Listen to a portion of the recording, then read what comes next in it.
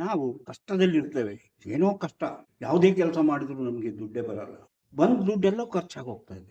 ಏನೋ ತುಂಬಾ ಲಾಭ ಬರುತ್ತೆ ಅಂತ ಹೇಳಿ ನಾವು ಏನೇನೋ ಬಿಸ್ನೆಸ್ ಮಾಡಕ್ ಹೋಗ್ತೀವಿ. ಆ ಬಿಸ್ನೆಸ್ ಅಲ್ಲಿ ನಾವು ಸೋಲು ಕಾಣ್ತೀವಿ. ಏನ್ ಮಾಡೋದು ಅನ್ನೋ ದಾರಿನೇ ಕಾಣಿಸ್ತದೆ. ಅಂತಹ ಸ್ಥಿತಿಯಲ್ಲಿ ನಮಗೆ ಯಾವುದಾದ್ರೂ ರೀತಿಯಲ್ಲಿ ಹಣ ಒಟ್ಟಿಗೆ ಬಂದು ಸೇರಿದ್ರೆ ನಮ್ಮ ಸಂತೋಷ ಹೇಗಿರುತ್ತೆ, ನಮ್ಮ ಜೀವನ ಹೇಗಿರುತ್ತೆ ಎಂಬುದನ್ನು ನೀವು ಎಂದಾದ್ರೂ ಯೋಚನೆ ಮಾಡಿದ್ದೀರಿ? ಹೌದು, ನಾವು ಕಷ್ಟದಲ್ಲಿರುವಾಗ ನಮಗೆ ಹೆಚ್ಚಿಗೆ ಹಣ ಬಂದು ಸೇರುವಂತಹ ಒಂದು ಸಂದರ್ಭ ಬಂದ್ಬಿಟ್ರೆ ಅಂತಹ ಅದೃಷ್ಟವನ್ನ ನಾವೇನಳು ಆಕಸ್ಮಿಕವಾಗಿ ಧನ ಬರುವುದು, ಆಕಸ್ಮಿಕ ಇದ್ದಕ್ಕಿಗೆ ಲಾಟ್ರಿ ಹೊಡೆದಂಗೆ ಅಥವಾ ಯಾವುದಾದ್ರೂ ಆಸ್ತಿ ಮಾರದಂಗೆ ಬರುವಂತ ಹಣ ಇದೆಯಲ್ಲ, ನಾವು ಕಡಿಮೆ ರೇಟ್ಗೆ ತಗೊಂಡಿರ್ತೀವಿ ಒಂದು ಜಮೀನು, ಇದ್ದಕ್ಕಿದ್ದಾಗಿ ಅದಕ್ಕೆ ಸಿಕ್ಕಾಪಟ್ಟೆ ರೇಟ್ ಜಾಸ್ತಿ ಆಗಿ ನಮಗೆ ಹೆಚ್ಚಿನ ಹಣ ಬಂತು. ಇಲ್ಲ, ನಾವು ಯಾವುದೋ ಶೇರ್ ಒಳಗೆ ಹಣ ಉಳಿರ್ತೇವೆ, ಆ ಶೇರಿನ ಬೆಲೆನೇ ಇರಲ್ಲ, ಕಡಿಮೆ ಆಗಿ ಯಾರಿಗೂ ಬೇಡ ಅಂತ ಇದ್ದಕ್ಕಿದ್ದಾಗಿ ಅದು ಹೆಚ್ಚಿನ ಬೆಲೆ ಬಂದು ಅದರಿಂದ ಬರುವ ದುಡ್ಡು. ಹೀಗೆ ನಮಗೆ ಆಕಸ್ಮಿಕವಾಗಿ ಹಣ ಬಂದು ಸೇರುವಂತಹ ಯಾವುದಾದ್ರೂ ಚಿಹ್ನೆ ನಮ್ಮ ಹಸ್ತದಲ್ಲಿದೆಯೇ ಎಂಬುದನ್ನು ನಾವು ಯೋಚಿಸ್ತಾ ಇರ್ತೇವೆ, ಯಾವಾಗಲೂ ಯೋಚಿಸ್ತಾ ಇರ್ತೇವೆ. ಅಂತಹ ಒಂದು ಚಾನ್ಸ್ ಇದೆಯೋ? ಹಾಗಾದ್ರೆ ಅಂತಹ ಚಾನ್ಸ್ ಅನ್ನು ನಾವು ಅರ್ಥ ನೋಡಿ ಯಾವ ರೀತಿ ತಿಳಿಯಬಹುದು ಎಂಬುದನ್ನ ಇವತ್ತು ನಾವು ಚರ್ಚೆ ಮಾಡೋಣ. ಅದಕ್ಕಿಂತ ಮೊದಲು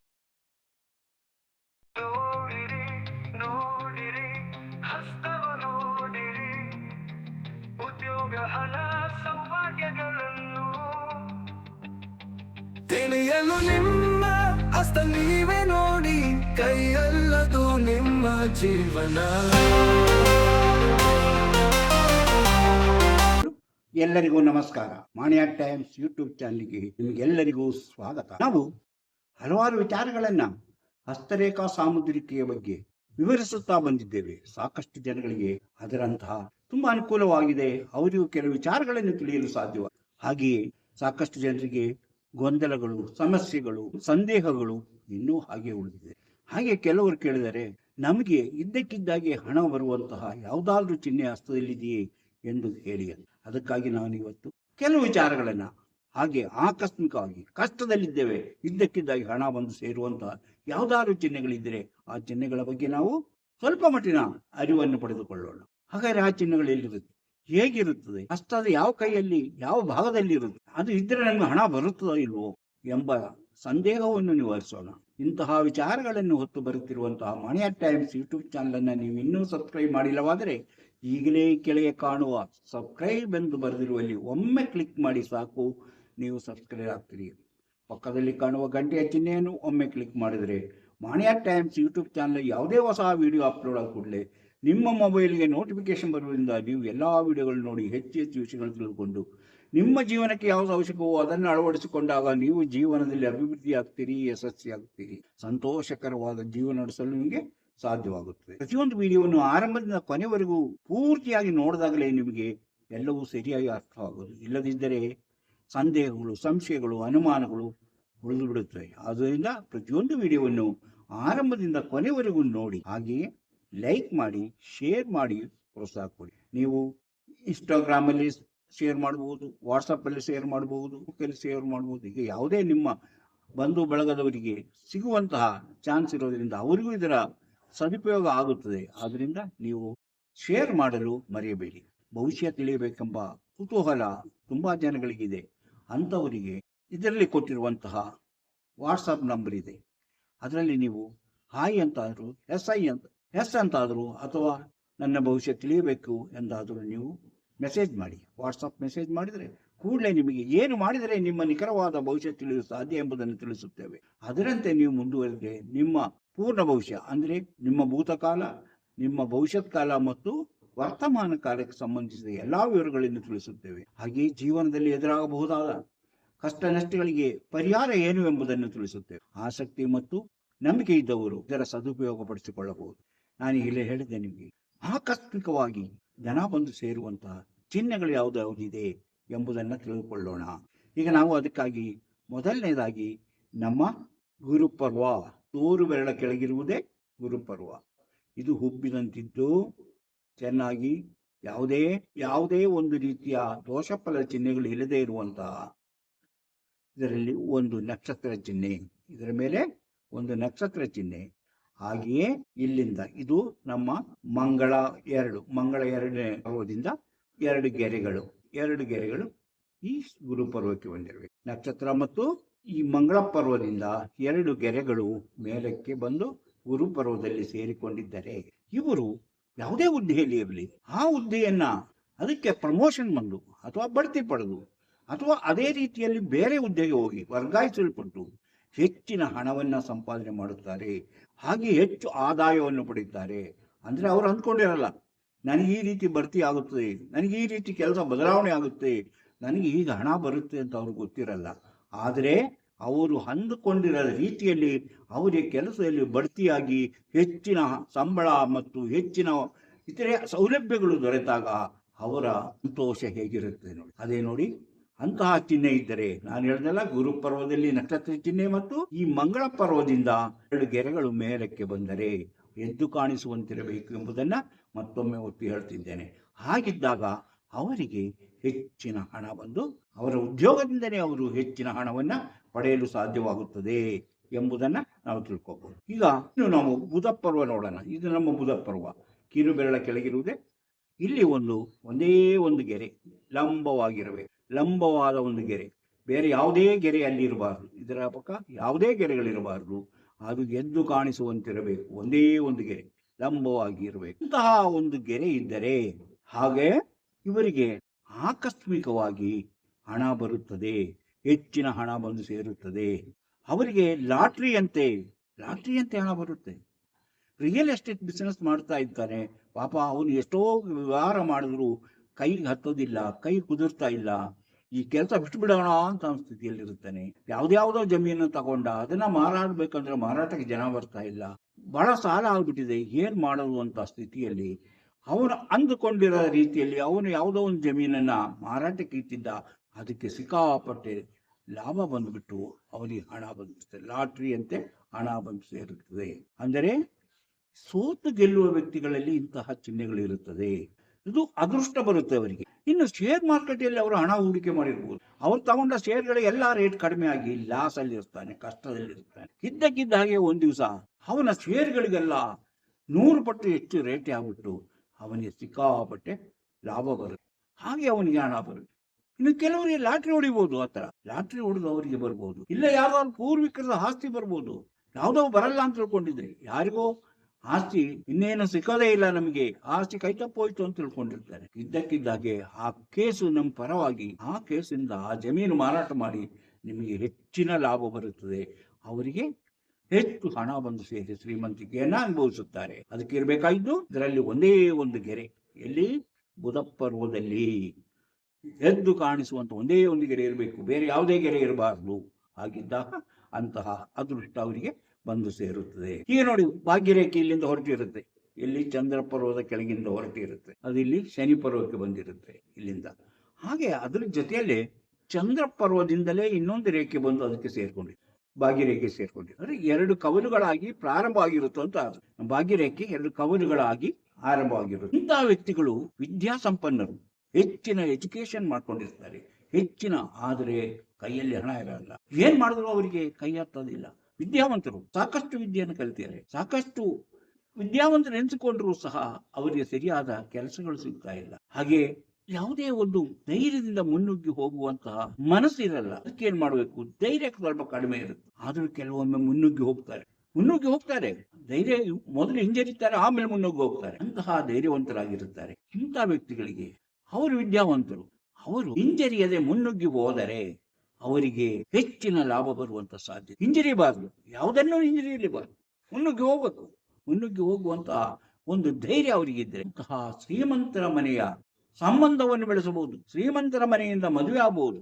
ಹೆಣ್ಣಾದರೆ ಶ್ರೀಮಂತರ ಮನೆಗೆ ಸೊಸೆಯಾಗಿ ಹೋಗ್ಬೋದು, ಗಂಡಾದರೆ ಶ್ರೀಮಂತರ ಮನೆಗೆ ಅಳಿಯನಾಗಿ ಹೋಗ್ಬೋದು. ಹಾಗೆ ಹೆಚ್ಚಿನ ಹಣ ಬಂದು ಸೇರುತ್ತೆ. ಅವರು ಅಂದುಕೊಂಡಿರೋ ರೀತಿಯಲ್ಲಿ ಹಣ ಬರುತ್ತೆ, ಆಸ್ತಿ ಬರುತ್ತೆ.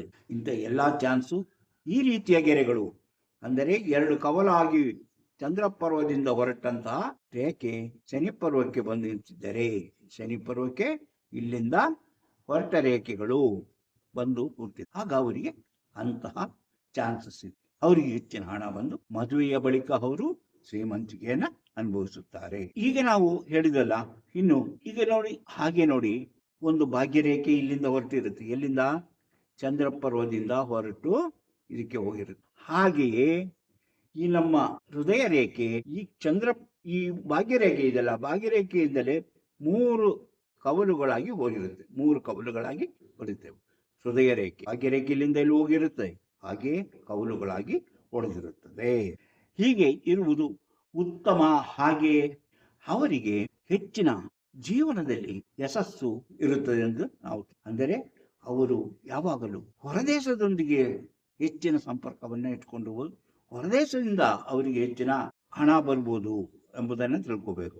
ಇನ್ನು ಅಭಿವೃದ್ಧಿ ಆಗುತ್ತದೆ ಅಂತ ನಾವು ಮದುವೆ ಬಳಿಕ, ಈಗ ಜ್ಞಾನ ರೇಖೆಯಿಂದ ಭಾಗ್ಯರೇಖೆ ಹೊರಟಿದ್ದಾರೆ. ಇದು ನಮ್ಮ ಜ್ಞಾನರೇಖೆಯಿಂದ ಭಾಗ್ಯರೇಖೆ ಹೊರಡೋದು. ಇಲ್ಲೆಲ್ಲೂ ಭಾಗ್ಯರೇಖೆ ಇರೋದಿಲ್ಲ, ಇಲ್ಲಿಂದ ಭಾಗ್ಯರೇಖೆ ಹೊರಟಿರೋದು. ಜ್ಞಾನರೇಖೆಯಿಂದ ಭಾಗ್ಯರೇಖೆ ಶನಿ ಪರ್ವಕ್ಕೆ ಬಂದಿದ್ದರೆ ಜ್ಞಾನರೇಖೆ ಅಂತಹ ವ್ಯಕ್ತಿಗಳು 35ನೇ ವಯಸ್ಸಿನ ಬಳಿಕ, 35ನೇ ವಯಸ್ಸಿನಿಂದಲೇ ಅವರಿಗೆ ಹೆಚ್ಚಿನ ಆದಾಯ ಬಂದು ಯಾವುದಾದ್ರೂ ರೀತಿಯಲ್ಲಿ ಹಣ ಬಂದು ಸೇರುತ್ತದೆ. ಅವರು ದುಡಿತಾ ಇದ್ದಂತಹ ದಾರಿಯಲ್ಲಿ ಅವರಿಗೆ ಹಣ ಬಂದು ಸೇರುವಂತಹ ಸಾಧ್ಯತೆ ಇರುತ್ತದೆ ಎಂದು ತಿಳಿಯಬಹುದು. ಇನ್ನು ಇಲ್ಲಿಂದನೂ ಬಂದಿರಲ್ಲ, ಈ ಹೃದಯ ರೇಖೆಯಿಂದ ಭಾಗ್ಯರೇಖೆ ಬಂದಿರೋದು. ಅಂದ್ರೆ ನಾನು ಈ ಭಾಗ್ಯರೇಖೆ ಹೇಳ್ತಾ ಇದ್ದೀನಿ, ಆ ಭಾಗ್ಯರೇಖೆ ಯಾವ ಅಡ್ಡರೇಖೆಗಳಿರಬಾರ್ದು, ಅದು ಎದ್ದು ಕಾಣಿಸುವಂತಿರಬೇಕು ಎಂಬುದನ್ನ ನೆನಪಲ್ಲಿಟ್ಕೋಬೇಕು. ನಾನು ಭಾಗ್ಯರೇಖೆ ಇದೆ ಅಂತ ಹೇಳಿದ್ರೆ ಆಗೋದಿಲ್ಲ, ಭಾಗ್ಯರೇಖೆ ಎದ್ದು ಕಾಣಿಸುತ್ತಿರಬೇಕು, ಮಬ್ಬಾಗಿರಬಾರದು ಎಂಬುದನ್ನು ತಿಳ್ಕೊಂಡಿರ್ಬೇಕು. ಅವರಿಗೆ ಹೃದಯ ರೇಖೆಯಿಂದ ಬಂದಿದ್ರೆ ಅವರು 50ನೇ ವಯಸ್ಸಿನ ಬಳಿಕವೇ ಮಾತ್ರ ಅವರಿಗೆ ಯಾವುದೇ ರೀತಿಯಲ್ಲೂ ಹಣ ಬಂದು ಸೇರುವಂತಹ ಸಾಧ್ಯತೆ ಇದೆ. ಅದಕ್ಕೆ ಮೊದಲು ಅವರು ಕಷ್ಟಪಡ್ತಾ ಇರ್ತಾರೆ. ಅವ್ರ ಜೀವನದಲ್ಲಿ ಬಹಳ ಸಮಸ್ಯೆಗಳನ್ನು ಎದುರಿಸಿ ಅವರು ಜೀವನದಲ್ಲಿ ಕಷ್ಟಪಡ್ತಾ ಇರ್ತಾರೆ. ಆದ್ದರಿಂದ ಅಂತಹ ರೇಖೆ ಇದ್ದವರು ಅವರು 50ನೇ ವಯಸ್ಸಿನ ಬಳಿಕ ಮಾತ್ರ ಅವರು ಹೆಚ್ಚು ಹಣವನ್ನ ಸಂಪಾದನೆ ಮಾಡಲು ಸಾಧ್ಯವಾಗುತ್ತದೆ ಎಂಬುದನ್ನ ಮರೆಯಬಾರದು. ಈಗ ನಾನು ಚಂದ್ರ ಪರ್ವದ ಹೇಳಿದೆ, ಹಾಗೆ ಈ ಚಂದ್ರ ಪರ್ವದಿಂದ ಹೀಗೆ ಬಂದ ನಾನು ಹೇಳಿದ್ನಲ್ಲ, ಇದು ಮಾಡಿದ್ರೆ ಅವರಿಗೆ ವಿದೇಶದಿಂದ ಹೋಗಿ ಅಲ್ಲಿಂದ ಹೆಚ್ಚು ಹಣವನ್ನು ತೆಗೆದು ಹಣವನ್ನು ಸಂಪಾದನೆ ಮಾಡಿ ಜೀವನದಲ್ಲಿ ಸುಖ ಅನುಭವಿಸುವಂತಹ ಸಾಧ್ಯತೆ ಇದೆ. ಅಂದರೆ ಅವರು ಈ ರೇಖೆ ಈಗ ಭಾಗ್ಯರೇಖೆಯಲ್ಲಿ ಬಂದು ಇಲ್ಲಿ ಹೃದಯ ರೇಖೆ 3 ಕವಲಾಗಿ ತಿರುಗಿದ್ರೆ ಅವರು ಹಾಗೆಯೇ ಜ್ಞಾನ ರೇಖೆ ಚಂದ್ರಪರ್ವಕ್ಕೆ ಇಳಿದು ಬಂದಿರಬೇಕು. ಹೀಗಿದ್ದ ವ್ಯಕ್ತಿ ವಿದೇಶಕ್ಕೆ ಹೋಗಿ ಹೆಚ್ಚು ಹಣ ಸಂಪಾದನೆ ಮಾಡುವ ಅಥವಾ ವಿದೇಶದೊಂದಿಗೆ ವ್ಯಾಪಾರ ವ್ಯವಹಾರ ನಡೆಸಿ ಹೆಚ್ಚಿನ ಹಣವನ್ನ ಸಂಪಾದನೆ ಮಾಡಿ ಅವರು ಇದ್ದಕ್ಕಿದ್ದಾಗೆ ಶ್ರೀಮಂತಿಕೆಯನ್ನು ಅನುಭವಿಸುತ್ತಾರೆ ಎಂಬಂತ ವಿಚಾರವನ್ನ ನಾವು ನೆನಪಿಟ್ಟುಕೊಂಡು ಅಂತಹ ರೇಖೆಗಳು ಯಾರಾದರೆ ಅವರು ವಿದೇಶದಿಂದ ಏನಾದರೂ ಪಡೆಯುವಂತಹ ವ್ಯವಹಾರವನ್ನು ಅವರು ಮಾಡುವುದರಿಂದ ಅವರು ಹೆಚ್ಚಿನ ಹಣ ಸಂಪಾದನೆ ಮಾಡುವ ಸಾಧ್ಯತೆ ಇದೆ ಎಂಬುದನ್ನ ನೆನಪಲ್ಲಿಟ್ಟುಕೊಳ್ಬೇಕು. ಅಂದ್ರೆ ಅವರು ಅಂತ ವ್ಯಕ್ತಿಗಳು ತಾವು ಇರುವ ಊರಿನಲ್ಲಿ ಇದ್ದು ಏನನ್ನು ಸಂಪಾದನೆ ಮಾಡಲು ಸಾಧ್ಯವಾಗಿಲ್ಲ, ಅವರಿಗೆ ದೂರದ ಊರುಗಳಿಗೆ ಹೋಗಲೇಬೇಕಾಗುತ್ತೆ. ದೂರದ ಊರುಗಳಿಗೆ ಹೋಗಿ ಹಣ ದುಡಿಯುವಂತ ಸಾಧ್ಯತೆ ಅವರಲ್ಲಿ ಹೆಚ್ಚಾಗಿ ಕಂಡು ಬರುತ್ತದೆ. ವಿದೇಶದಲ್ಲಿ ಅವರು ದುಡಿದು ಅಭಿವೃದ್ಧಿ ಆಗ್ತಾರೆ ಎಂಬುದನ್ನ ನಾವು ತಿಳ್ಕೋಬೇಕು. ಇನ್ನು ಇದೆಲ್ಲವೂ ಸೇರಿ ಹಾಗಾದ್ರೆ ಇನ್ನು ಯಾವುದು ಅದೃಷ್ಟಕ್ಕಿಲ್ವಾ, ಹಣ ಬಂದು ಸೇರುವಂತ ಅದೃಷ್ಟ ಇಲ್ವಾ ಎಂಬಂತ ಪ್ರಶ್ನೆಗಳು ಹೇಳುವುದು ಸಹ. ಪ್ರತಿಯೊಂದು ವ್ಯಕ್ತಿಯ ಮನೆಯಲ್ಲಿ ಒಂದಲ್ಲ ಒಂದು ಚಿಹ್ನೆ ಇರುತ್ತೆ. ಆ ಚಿಹ್ನೆಗಳು ಎಲ್ಲಿ ಇದ್ದಾಗ ಅದರಲ್ಲಿ ಏನೋ ದೋಷಫಲ ಇದೆ ಎಂಬುದನ್ನ ನಾವು ನೋಡಿ ತಿಳ್ಕೋಬೇಕು. ದೋಷಫಲಗಳಿದ್ದರೆ ನಾವು ಅದನ್ನ ನಿವಾರಿಸಿಕೊಂಡ್ರೆ ಮಾತ್ರ ನಮಗೆ ಅಂತಹ ಅದೃಷ್ಟ ಒದಗಿ ಬರುವುದು. ಈಗ ನೋಡಿ, ಹೃದಯ ರೇಖೆ ನಿಮ್ಗೆ ಗೊತ್ತಿದೆ, ಇದು ಹೃದಯ ರೇಖೆ. ಈ ಹೃದಯ ರೇಖೆ ಇಲ್ಲಿ ಇದರ ಕೆಳಗಡೆ ಇದು ಯಾವುದು, ನಮ್ಮ ಸೂರ್ಯ ಪರ್ವದಲ್ಲಿ ಇಲ್ಲಿ ಒಂದು ತ್ರಿಕೋಣ ಚಿಹ್ನೆ. ಈ ನಮ್ಮ ಹೃದಯ ರೇಖೆಯಲ್ಲಿ ಸೂರ್ಯ ಪರ್ವದ ಕೆಳಗೆ ಒಂದು ತ್ರಿಕೋಣ ಚಿಹ್ನೆ ಇದ್ದರೆ, ಸೂರ್ಯ ಪರ್ವದ ಕೆಳಗೆ ಒಂದು ತ್ರಿಕೋಣ ಚಿಹ್ನೆ ಇದ್ದರೆ ಅವರು ಕೋಟ್ಯಾಧಿಪತಿ ಆಗುತ್ತಾರೆ ಎಂಬುದರ ಸೂಚನೆ. ನನ್ನ ಕೈಯಲ್ಲಿ ಅಂತ ಚಿಹ್ನೆ ಇದೆ, ನಾನು ಕೋಟ್ಯಾಧಿಪತಿ ಆಗಿದೆ. ಯಾಕೆ ಎಂಬುದನ್ನ ನಾವು ನೋಡುವಾಗ ಅವರ ಸೂರ್ಯ ರೇಖೆ ಸರಿಯಾಗಿರೋದಿಲ್ಲ. ಸೂರ್ಯ ರೇಖೆ ಸರಿಯಾಗಿಲ್ಲ ಅಂದ್ರೆ ಇಂಥ ಅದೃಷ್ಟ ಇದ್ರೆ ಅವರು ಬರೋದಿಲ್ಲ. ಆದ್ರೆ ನಾವು ಹೇಳ್ತೀವಿ ಈ ತರ ಚಿಹ್ನೆ ಇದ್ದಾಗ ಅವರು ಕೋಟ್ಯಾಧಿಪತಿ ಆಗುತ್ತಾರೆ. ನಾವು ಈಗ ಹೇಳಿದ್ದು ಒಂದು 5-6 ವಿಷಯವನ್ನ ಹೇಳಿದ್ವಿ, 5-6 ಪಾಯಿಂಟ್ಗಳು. ಯಾರು ಇದ್ದಕ್ಕಿದ್ದಾಗೆ ಕಷ್ಟದಲ್ಲಿದ್ದವರಿಗೆ ಹೇಗೆ ಹಣ ಬಂದು ಸೇರುತ್ತೆ ಎಂಬುದರ ಬಗ್ಗೆ ನಾವು ಇಲ್ಲಿ ವಿಚಾರ ಮಾಡಿದ್ವಿ. ಅಂದರೆ ಈ ರೀತಿಯ ವಿಚಾರಗಳು ಇರಬೇಕಾದ್ರೆ ಅವರು ಮಾಡುವಂತಹ ಗುರಿ, ಅವರ ಶ್ರಮ ಮತ್ತು ಅವರಿಟ್ಟುಕೊಂಡಿರುವಂತಹ ಪ್ರಯತ್ನ ಎಲ್ಲವೂ ಅವರಿಗೆ ಈ ಎಲ್ಲಾ ರೀತಿಯ ಶುಭ ಫಲಗಳನ್ನ ಪಡೆಯಲು ನೆರವಾಗುತ್ತದೆ ಎಂಬುದನ್ನ ನೆನ್ಬಿಟ್ಟುಕೋಬೇಕು. ನನ್ನ ಕೈಯಲ್ಲಿ ಇಂತಹ ಚಿಹ್ನೆ ಇದೆ, ನನಗೆ ಎಲ್ಲವೂ ತಾನಾಗೆ ಬಂದು ಸೇರುತ್ತೆ ಅಂತ ಯಾರ ಕುಳಿತುಕೊಂಡ್ರೆ ಅವರಿಗೆ ಎಂತಹ ಚಿಹ್ನೆ ಇದ್ರೂ ಅದರಿಂದ ಫಲ ದೊರೆಯುವುದು. ಇದ್ದಿರುವಂತಹ ಚಿಹ್ನೆಗಳು ಹಾಗೆಯೇ ನಿಧಾನವಾಗಿ ಅಳಿಸಿ ಹೋಗುತ್ತಾ, ಆದ್ಮೇಲೆ ಅವರು ಅಳಿಸಿ ಹೋದ್ಮೇಲೆ ಅದರಿಂದ ಯಾವುದೇ ಫಲವನ್ನು ಪಡೆಯಲು ಸಾಧ್ಯವಾಗುವುದಿಲ್ಲ. ಆದ್ದರಿಂದ ಅಂಥ ಚಿಹ್ನೆ ಯಾವಾಗ ಬರುತ್ತದೆ ಎಂಬುದನ್ನು ನಾವು ಕರೆಕ್ಟಾಗಿ ನೋಡಿ ತಿಳ್ಕೊಬೇಕು. ಆಗ ಮಾತ್ರ ಆ ಚಿಹ್ನೆ ಇದ್ದಾಗ ನಾವು ಅದಕ್ಕಾಗಿ ಪ್ರಯತ್ನ. ಇಂಥ ಚಿಹ್ನೆಗಳು, ನಾನು ಈಗ ಹೇಳಿದಂಥ ಚಿಹ್ನೆಗಳು ಕೆಲವರಲ್ಲಿ ಸಮಯಕ್ಕೆ ತಕ್ಕಂತೆ ಬದಲಾಗ್ತಾ ಹೋಗುತ್ತದೆ. ಅದಕ್ಕೆ ನಾವು 6 ತಿಂಗಳಿಗೊಮ್ಮೆ ಅಥವಾ ವರ್ಷಕ್ಕೊಮ್ಮೆ ನಿಮ್ಮ ಹಸ್ತಗಳನ್ನು ಪರಿಶೀಲಿಸಿ ನೋಡಿದರೆ ಆವಾಗ ನಿಮಗೆಲ್ಲವೂ ಅರ್ಥವಾಗುತ್ತದೆ.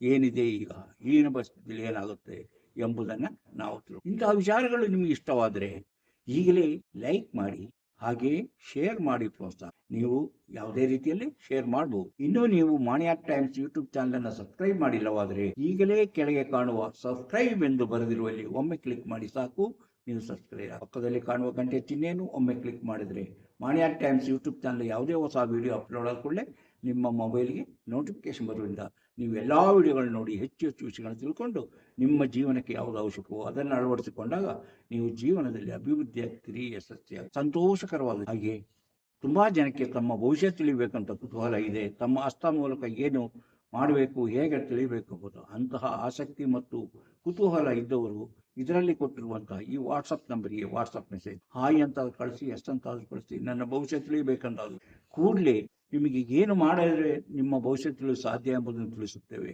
ಅದರಂತೆ ನೀವು ಮುಂದುವರೆದರೆ ನಿಮ್ಮ ನಿಖರವಾದ ಭವಿಷ್ಯ ಹುಟ್ಟಿದಾಗಿನಿಂದ ಕೊನೆಯವರೆಗೆ ಬಾಳಿನಲ್ಲಿ ಏನೇನು ನಡೆಯುತ್ತದೆ, ಏನೇನು ನಡೆದಿದೆ, ಈಗೇನು ನಡೀತಾ ಇದೆ, ಮುಂದೆ ಏನಾಗುತ್ತೆ ಎಂಬ ವಿಚಾರಗಳನ್ನು ತಿಳಿಸಲಾಗುವುದು. ಜೊತೆಗೆ ಬಾಳಿನಲ್ಲಿ ಬರುವಂತಹ ಸಮಸ್ಯೆಗಳಿಗೆ ಪರಿಹಾರವೇನು ಎಂಬುದನ್ನು ಆಸಕ್ತಿ ಮತ್ತು ನಂಬಿಕೆ ಇದ್ದವರು ಇಂತಹ ಸಂದರ್ಭವನ್ನು ಉಪಯೋಗಿಸಿಕೊಳ್ಳಬಹುದು.